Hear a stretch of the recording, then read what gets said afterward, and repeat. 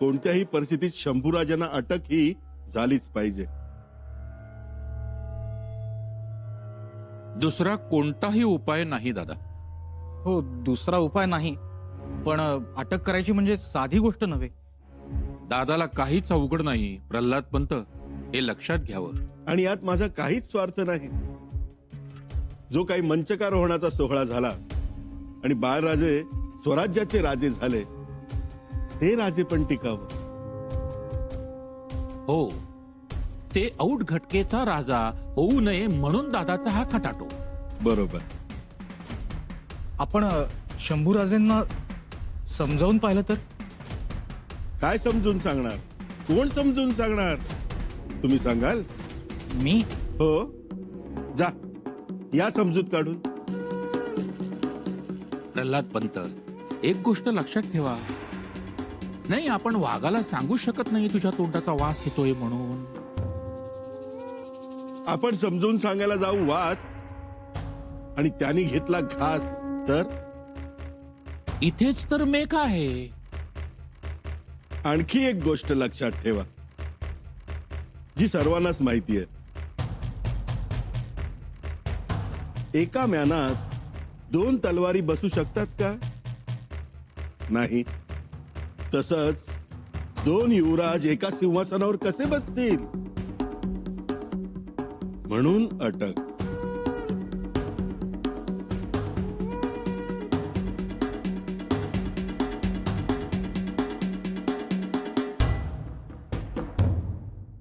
पण या सगळ्याला स्वराज्याचे पेशवे म्हणून मोरोपंतांची मान्यता आहे?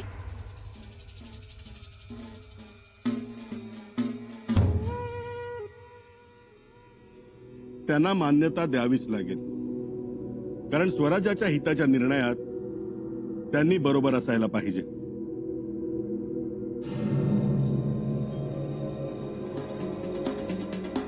मोरोपंत, काय म्हणताय? बोला मोरोपंत.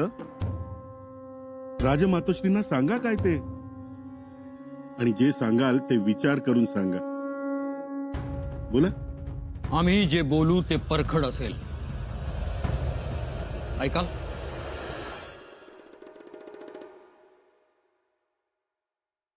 लाडी, तुम्ही केव्हा आलात? कविराज, बरं झालं तुम्ही भेटलात.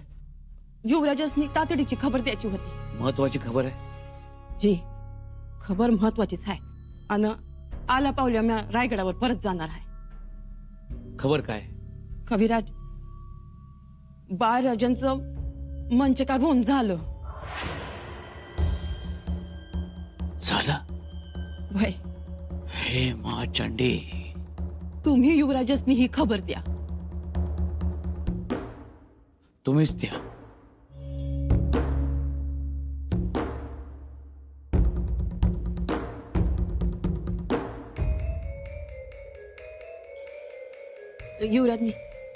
युवराजांनी भेटायचं होतं. युवराजांचा आत्ताच डोळा लागलाय. कित्येक दिवस झाला झोप नाहीये त्यांना. खबर आम्हाला सांग, आम्ही सांगू त्यांना. युवराजनी बाळराजांचं मंचकारोहण झालं.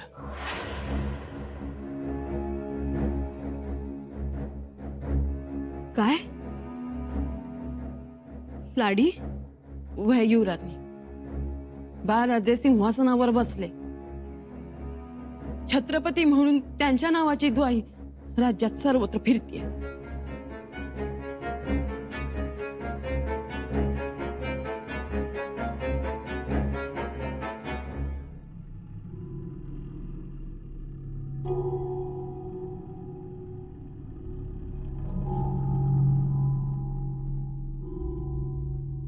कोण कोण होतं मंचकारोहण सोहळ्यात? समतेच होते. सगळे? वय फक्त सरनौबत सोड. युवराजनी एक विनंती हाय.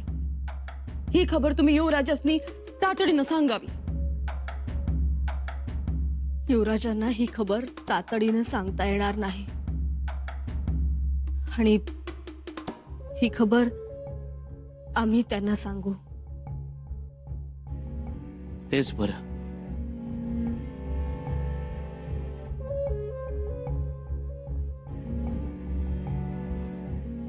एकतर गेल्या काही दिवसात अशा काही घटना घडतायत की ज्यामुळे माणसावरचा माणुसकीवरचा विश्वासच उडालाय.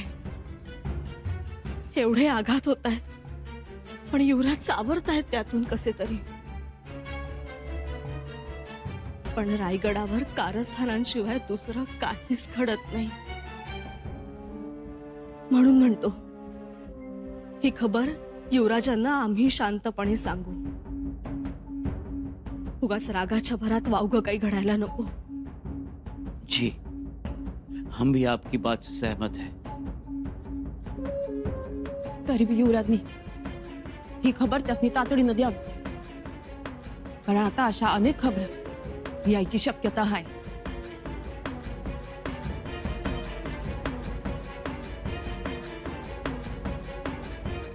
शंभूराजेंना अटक करू नये.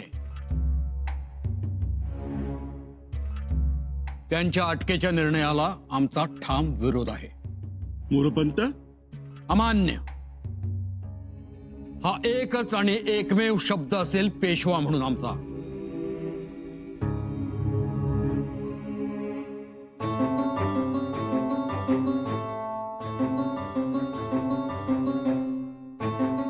हो पंत, अमान्य तर मलाही. कारण हा निर्णय मलाही आवडलेला नाहीच. आणि तुम्ही काय वेगळं सांगताय असंही नाही. कसोटी तर तिथेच असते जिथे आपण आपल्या मनाविरुद्ध इतरांच्या हिताची गोष्ट करतो. तसाच हा निर्णय आहे. तुमचं हे समर्थन मला पटत नाही आणि पटणारे नाही.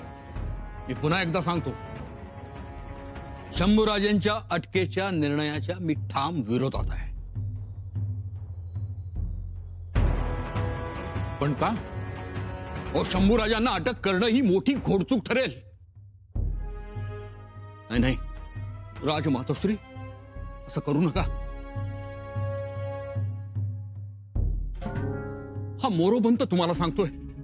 हा मोरोपंत ज्याला महाराजांनी स्वराज्य सेवेची संधी दिली, ज्या मोरोपंतांनी महाराजांसमवेत स्वराज्य हिताची कामं केली, हा मोरोपंत तुम्हाला सांगतोय. नका, हे धारिष्ट करू नका. कारण मला दिसतोय तो चवताळलेला औरंगजेब, त्याचा 2-4 लाख खिंकाळणारा घोडा,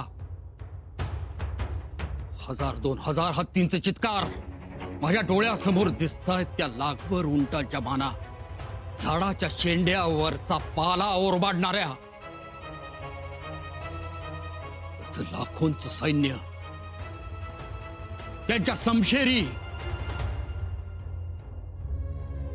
राजमातोश्री, कोण मुकाबला करेल या क्रूरतेशी?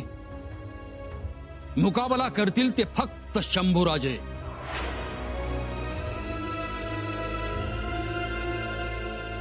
दुसऱ्या येरा गबाळ्याचं ते काम नव्हे.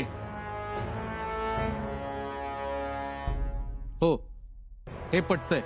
म्हणजे पंत म्हणतात त्यात तथ्य आहे. काय तथ्य आहे? म्हणजे महाराजांची फौज काय वांजोटी आहे?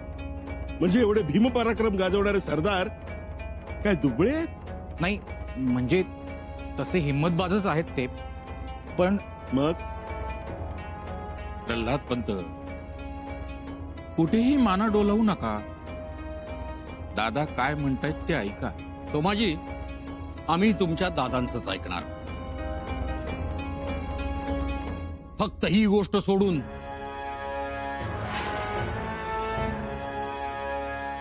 म्हणजे आज तुमच्या दादांना भान नाही पुढं काय होणार आहे त्याचं. आज तुमच्या दादांना गांभीर्य नाही पुढं काय वाढून ठेवलंय त्याचं. फक्त मंचकारोहण झालं म्हणजे सगळेच प्रश्न सुटले असं होत नाही, हे लक्षात घ्या. काय लक्षात घ्यायचं तुम्हीच सांगा. उर्मटपणा लक्षात घ्यायचा की त्यांची मंत्र्यांशी बदसलुकी लक्षात घ्यायची आहे की त्यांचा राग लक्षात घ्यायचा आहे? काय लक्षात घ्यायचंय तुम्हीच सांगा ना.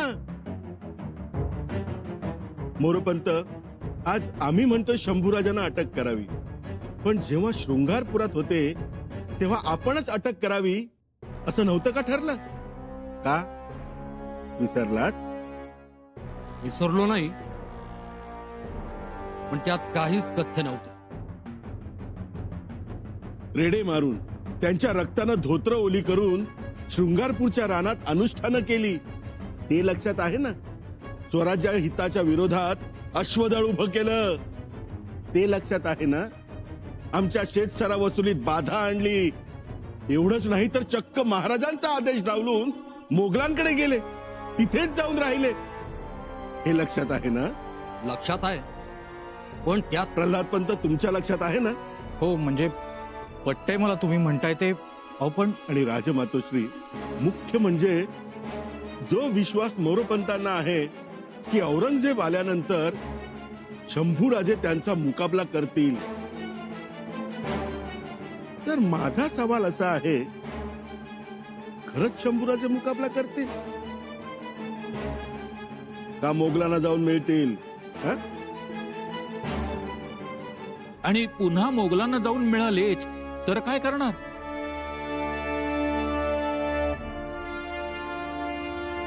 आणि एक लक्षात ठेवा, केवळ शंभूराजे मुकाबला करणारे आहेत म्हणून त्यांना अटक करायची नाही, हा महाराजांचा विचार नाही. आणि राजमातोश्रींनाही ते आवडणार नाही. होय, अधर्मानं हिंदवी स्वराज्य वाढवावं, मोठं व्हावं ही भूमिका राजमातोश्रींची नाहीच. काय हो, तेही खरंच. मी पेशवा प्रधान म्हणून माझ्या मतांवर ठाम. राजमातोश्री, आता तुम्हीच ठरवा काय ते.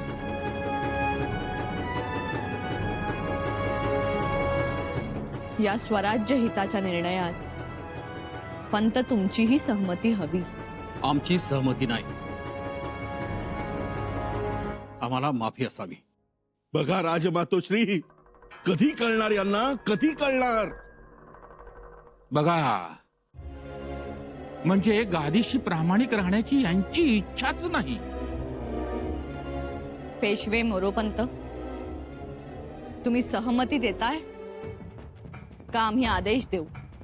कसला आदेश देताय मातोश्री?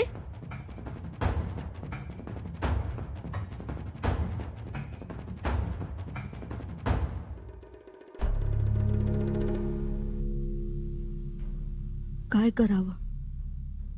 खबर तर सांगायलाच पाहिजे, पण एवढ्या दिवसानंतर अशी अशी अवेळी झोप लागलीये. काय करावं? करावी का झोपमोड?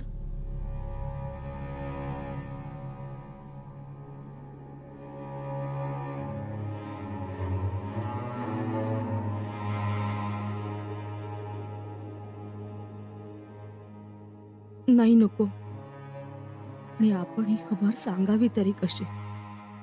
पुन्हा आघात, त्यात आपल्याला बघवत नाही त्यांच्याकडे. एक घटना की लगेच दुसरी, लगेच तिसरी, आणि आता ही खबर.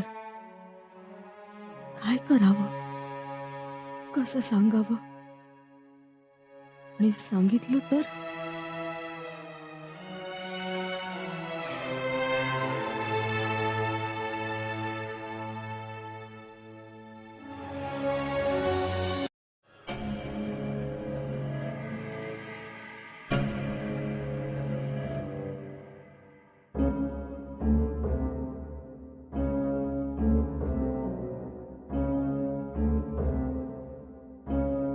कसला आदेश देताय मातोश्री?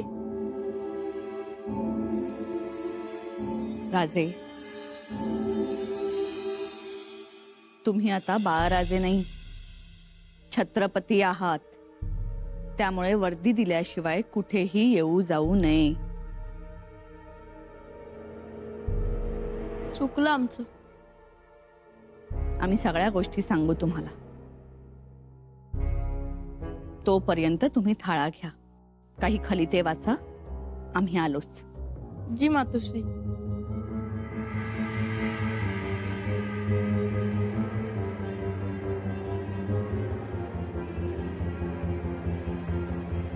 वा, ही नम्रता आणि हा आज्ञाधारकपणा स्वराज्याला शक्ती आणि हिंमत देणार बघा. ते झालंच हो, पण पंतांची हिंमत होते का सहमती देण्याची? आमची सहमती नाहीच, पण आम्ही तुमचा आदेशही डावलणार नाही. मग हेच तर हवं होतं. चला मग तातडीने निर्णय घेऊ. पेशवे सोबत आहेतच. राजाराम राजेंच्या सही शिक्क्याने एक फरमान तयार करावं अटकेचं. तसा आदेश द्या राजे मातोश्री. फरमान तयार करण्यात यावं. फरमान तयार होईल, अटक करण्यासाठी फौजही रवाना होईल, पण ज्या वादळाला तुम्ही जेरबंद करू पाहताय ते शंभूराजे गप्प राहतील? त्याची तजवीज करून ठेवली आहे पंत. कालच हिरोजी फर्जंदांना पन्हाळावर पाठवलंय. एव्हाना पोचलेही असतील. ते काय करतील? ते गाफील ठेवतील शंभूराजांना. ते शंभूराजांना भ्रमातून जागेही होऊ देणार नाहीत.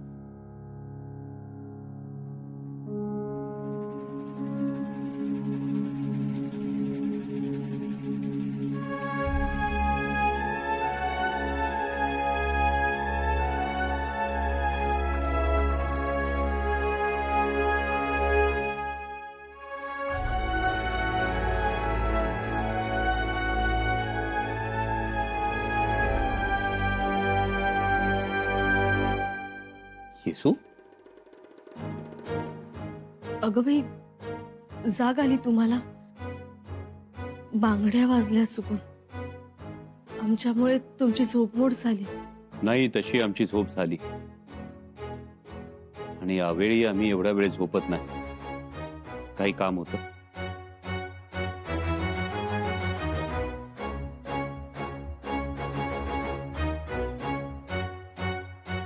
नाही, तसं काही खास नाही. आता आमच्यासाठी काहीही खास उरलं नाही, माहिती आहे आम्हाला. बोला. म्हणजे गडावरची खबर होती. तसं आम्हालाही नवल नाही वाटलं, कारण हे होणार माहीतच होतं. येसू, जे काही सांगायचंय ते थेट सांग.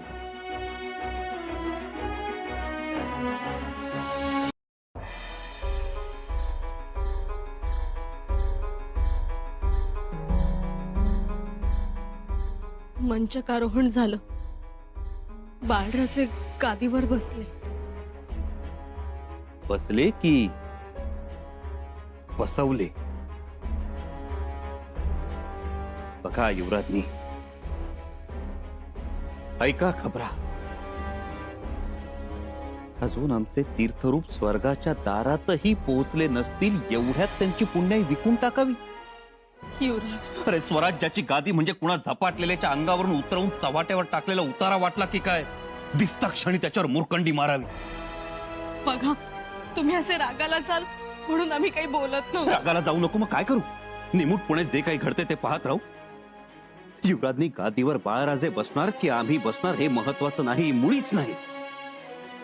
पण छत्रपतींच्या घरात खणावरनं फणावरनं भांडणं लावावीत ही कुठली रीत? केवढं हे षडयंत्र! आणि एवढा मोठा निर्णय घेताना आम्हाला साधं विचारावंसं सुद्धा वाटलं नाही कुणाला. एवढी हिंमत झालीच कशी यांची? कुणाच्या जीवावर एवढे कारस्थानांचे मनोरे रचले जात आहेत? येसू, हे भयंकर आहे. भयंकर कट शिजतोय, एक नियोजनबद्ध कट. याचा छडा लावलाच पाहिजे. एक मात्र नक्की, तूर्तास रायगड कारस्थान्यांनी घेरलाय. आता आम्ही एकच करणार. मुजरा युवराज, हिरोजी फर्जंद येत आहे. पाठवा.